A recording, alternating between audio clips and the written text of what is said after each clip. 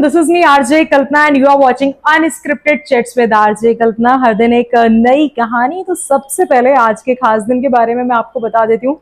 आज है world physiotherapy day and आप इतना समझ ही गए होंगे this is something very medical, right. तो इसके लिए आज हमारे साथ गेस्ट मौजूद हैं डॉक्टर पारुल वाशने जी, जो कि बीपीटी एमपीटी न्यूरो हैं और ओनर है एक फिजियोथेरेपी सेंटर की जिसका नाम है द पारसू। मैम, सबसे पहले स्वागत है आपका मेरे शो पर जिसका नाम है अनस्क्रिप्टेड चैट्स विद आरजे कल्पना।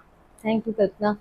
तो सबसे पहले आज का दिन बहुत खास है और आपके लिए तो स्पेशली बहुत कह सकते हैं बहुत स्पेशल होगा आज का दिन। तो एज अ फिजियोथेरेपिस्ट आपके लिए आज के दिन की क्या वैल्यू है, क्या इंपॉर्टेंस है, थोड़ा सा मुझे बताइए। फिजियोथेरेपी डे हम 8 सितंबर को बनाते हैं और ये इसी उपलक्ष्य में बनाया जा रहा है कि फिजियोथेरेपी के बारे में जागरूकता लोगों तक पहुंचे कि फिजियोथेरेपी क्यों बना है, क्या है, कैसे होती है।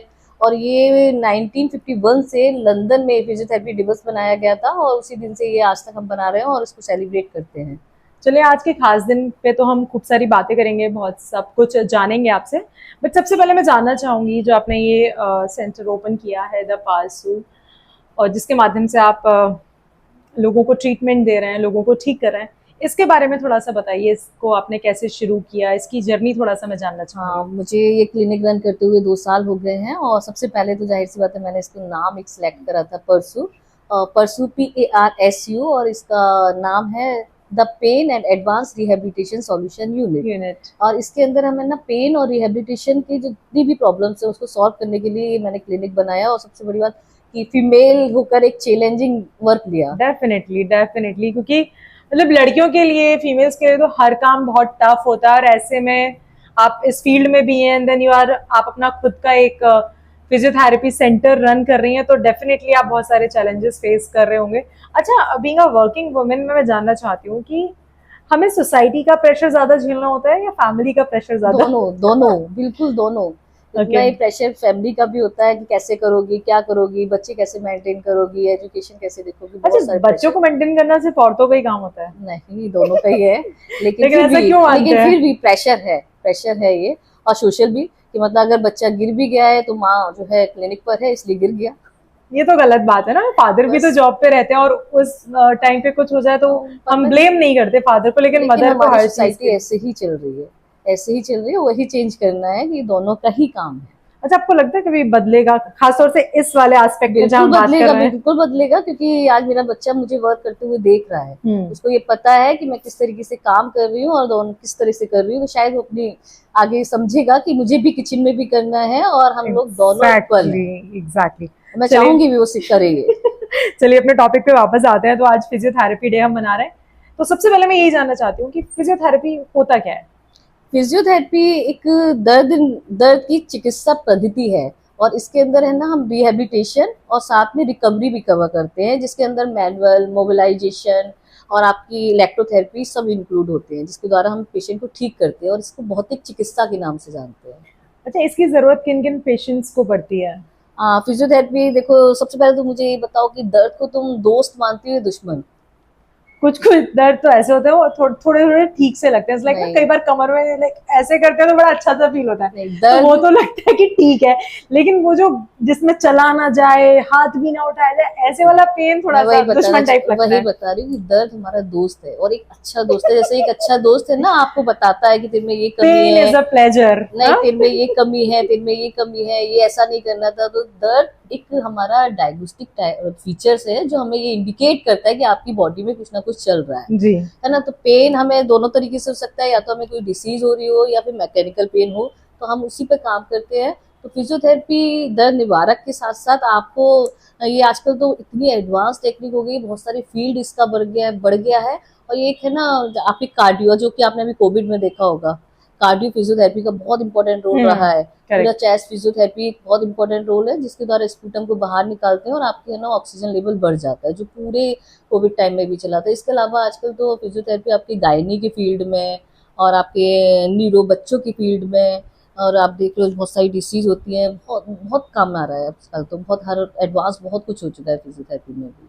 नहीं, like I know because last year मेरे फादर को थोड़ा सा प्रॉब्लम हुआ था एंड जस्ट बिकॉज कि उन्हें डॉक्टर को नहीं दिखाना था या उस चीज से बचना था, तो उन्होंने अपना केस थोड़ा सा कॉम्प्लिकेटेड कर लिया, वो आप ही के पास आए थे। आई नो तो तब उनका हाथ मूव भी नहीं कर रहा था, and after taking some days of therapies उनका हाथ नॉर्मल हुआ। तो आई नो द इम्पोर्टेंस कि ये किस तरीके से काम करता है। एक्चुअली हम लोग मोबिलाइजेशन पे ज्यादा वर्क करते हैं और हमारा फिजिकली वर्क, मेडिसिन क्या है, एक सीधी बात यही है, फिजियोथेरेपी जब आप दवा ले लेकर थक चुके हो और वो क्रोनिक पेन खत्म ही नहीं हो रहा, तो उसमें फिजियोथेरेपी का बहुत महत्वपूर्ण योगदान हो सकता है।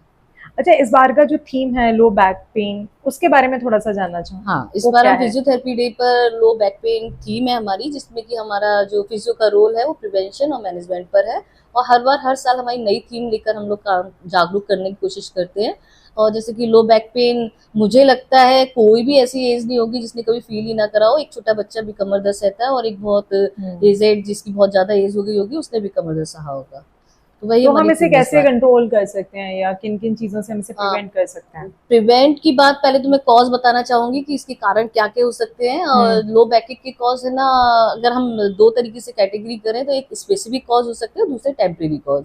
टेम्परेरी कॉज में जैसे कि आपके मैनुअल क्रैम्प आ रहे हैं, आप जब मेंसेस से हो और एक क्रैम्प आ रहा है, या प्रेगनेंसी पेन है, या आपका वर्क इस तरीके का है कि आपकी जो बैक है वो बहुत सारा लेबर लेती है, ये सारे हमारे टेम्परेरी कॉज है। इसके अलावा पोस्चर एक टाइम तक तो हमारा टेम्परेरी कॉज है, लेकिन अगर वो क्रोनिक हो रहा है और बार बार आपका इस तरीके का पोस्चर है तो फिर जाके वो स्पेसिफिक हो जाता है। और अगर स्पेसिफिक कॉज की बात करेंगे तो इसमें हमारी डिस्क की प्रॉब्लम है, स्प्रेन है, आपका फ्रैक्चर ऑफ स्पाइन है, या कोई स्पाइन की डिसीज भी हो सकती है, आर्थराइटिस हो सकती है स्पाइन में, और स्पाइनल इंजरी भी हो सकती है। तो ये सारे बहुत सारे कॉजेज है जो लो बैक के हो सकते हैं। Could be chronic. हाँ, अच्छा, थोड़ा जानना चाहूंगी, फीमेल सेंट्रिक और किड सेंट्रिक होके बात की जाए, चाइल्ड सेंट्रिक होके बात की जाए, तो वहां पर फिजियोथेरेपी की कितनी रिक्वायरमेंट है, वहां पर क्या क्या रोल्स हैं, थोड़ा सा? हाँ, फीमेल में तो मैं बताना चाहूंगी, हम फीमेल में तो बहुत सारा इम्पोर्टेंट रोल हो गया है।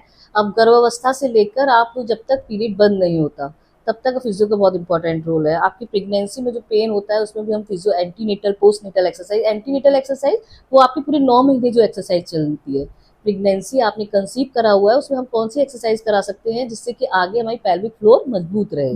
सेकंड होती है पोस्टनेटल एक्सरसाइज, जब आप बच्चा डिलीवर हो जाएगा, जब डिलीवरी हो जाती है उसके बाद हम पोस्टनेटल सेशंस देते हैं, जिसमें आपको वापस काम पे जाने में बहुत आसानी से हो सकता है। और प्रेगनेंसी में कम से कम 12 से 13 किलो वजन एक फीमेल गेन करती है, उसी को बैक कराने में एंटीनेटल पोस्टनेटल एक्सरसाइज का रोल है। उसके अलावा मोनोपॉज में भी बहुत इंपॉर्टेंट रोल है। मोनोपॉज यानी कि जब फीमेल आपके पीरियड होना बंद हो जाता है, उस स्थिति को हम मोनोपॉज बोलते हैं। और उसमें ऑटोमेटिक मोनोपॉज की सिम्टम है कि आपके मोबिलाइजेशन स्लो हो जाते हैं, धीरे धीरे आपके जॉइंट स्टिफ होने लगते हैं। तो इन सब में भी फिजियो का बहुत इंपॉर्टेंट रोल है। आप एक्टिव पैसिव भी एक्सरसाइज करा के, स्ट्रेंथनिंग करा के उसके रिकवर कर सकते हैं।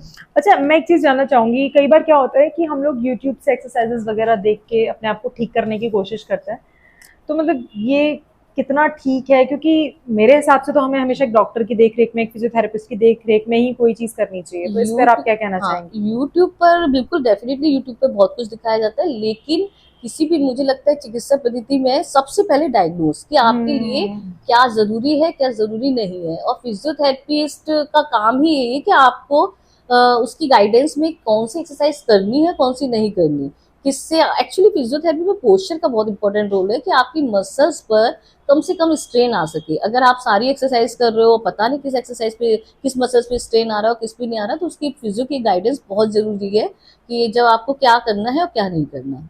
अच्छा, सर्वाइकल स्पॉन्डिलाइसिस जो कि मतलब काफी कॉमन है, उसमें फिजियोथेरेपी कितना फायदेमंद है? सर्वाइकल स्पॉन्डिलाइटिस बिल्कुल डेफिनेटली इसमें इंपॉर्टेंस है। Actually cervical spondylitis degenerative changes of spine हो जाते हैं सर्वाइकल रीजन में, और ये चेंजेस के बाद जो आपकी मसल्स पर लोड आता है, ठीक है, तो उस लोड को हम कम करके मैनुअली थेरेपी करते हैं ताकि हमारा कंप्रेशन कम हो सके और आपका रेडिएटिंग पेन जा सके। तो उसमें डेफिनेटली फिजियोथेरेपी का रोल है। अच्छा, मैं अब आपसे पर्सनली ये जानना चाहूंगी कि आपने फिजियोथेरेपिस्ट बनना क्यों चूज किया?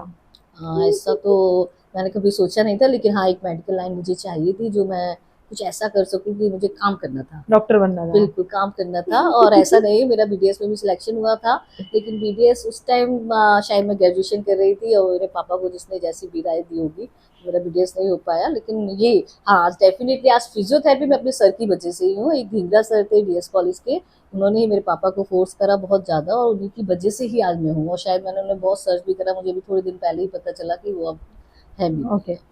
अच्छा, जैसा आपने इस चीज़ को फेस भी किया, और आई थिंक अब थोड़ा कम है लेकिन फिर भी कई जगहों पर है, कि जो पेरेंट्स का प्रेशर रहता है करियर चूज करने में, उन्हें ये लगता है कि हमारा ही मालिकाना हक है कि हमारे बच्चे क्या बनेंगे, इस पर आपका क्या कहना है? नहीं नहीं, मेरे फादर ने ऐसा कुछ भी नहीं कहा था। मेरे फादर तो नॉर्मल एक, मुझे अभी भी याद है, मैं ग्रेजुएशन के बाद एमएससी का फॉर्म दे रही थी, मेरे सर ने, जो लीगा सर का मैं आप नाम ले रही हूँ, उन्होंने मुझे रोका और मेरे फादर को उन्होंने ही गाइड करा कि बच्ची को कराइए। पढ़ने में मैं शुरू से बहुत अच्छी थी, तो उन्होंने यही बोला जब 2 साल अपने घर ही रखना है तो इसको कुछ प्रोफेशनल कोर्स कराइए ताकि ये कर सके। और शायद मुझे जितना याद है कि शायद उनकी बिटिया ने भी फिजियोथेरेपी करा था। ऑलराइट, अच्छा आपके इस सेंटर पे क्या क्या फैसिलिटीज अवेलेबल हैं, थोड़ा सा मैं इसके हाँ, बारे में मैंने ये जानना चाहूंगी। एडवांस फिजियोथेरेपी कराया, जैसे कि आजकल का समय है तो समय के साथ साथ फिजियोथेरेपी में बहुत कुछ एडवांस मशीनें आ गई हैं। जैसे कि हमारे पास शॉक वेव थेरेपी है, लेजर थेरेपी है, माइक्रोवेव थेरेपी है, क्रायोथेरेपी है। ये सारी एडवांस मशीनें हैं जो मैंने अपने क्लिनिक पे रखी है। इसके अलावा बेसिक चीज़ें अल्ट्रासोनिक, टेंस और आईएफटी तो है ही। बाकी हमने यहाँ रिहेबिलिटेशन सेंटर भी खोला है जो पूरी तरीके से सेशन वाइज चलता है, जो कि एक सेशन दिया जाता है फिर वापस, जैसे स्पाइन की सर्जरी हुई है या ब्रेन सर्जरी हुई है तो उसका सेशन हमारा पूरा मंथली सेशन भी रहता है। इसके अलावा मेरे यहाँ चाइल्ड न्यूरो डेवलपमेंट सेंटर भी है, जो जन्मजात बच्चे होते हैं जिसको हम स्पेशल बच्चे बोलते हैं, और इनके है ना, ये बच्चे बचपन से कुछ ऐसी डिसीज लेकर आते हैं जैसे कि सेरेब्रल पाल्सी है, मस्कुलर डिस्ट्रॉफी है, डाउन सिंड्रोम है। इनमें फिजियोथेरेपी का भी रोल है। उसके साथ साथ हम लोग यहाँ पे बिहेवियर थेरेपी और प्ले थेरेपी भी उनको कराते हैं। इसके अलावा मैंने खुद में भी हाइड्रोथेरेपी का एक कोर्स करा हुआ है जो इन बच्चों के लिए बहुत हेल्पफुल है। टाइमिंग्स क्या रहती हैं अगर कोई आना चाहे तो? टाइमिंग मेरे क्लिनिक का मॉर्निंग में 10 to 1:30 है और इवनिंग 4 to 7:30।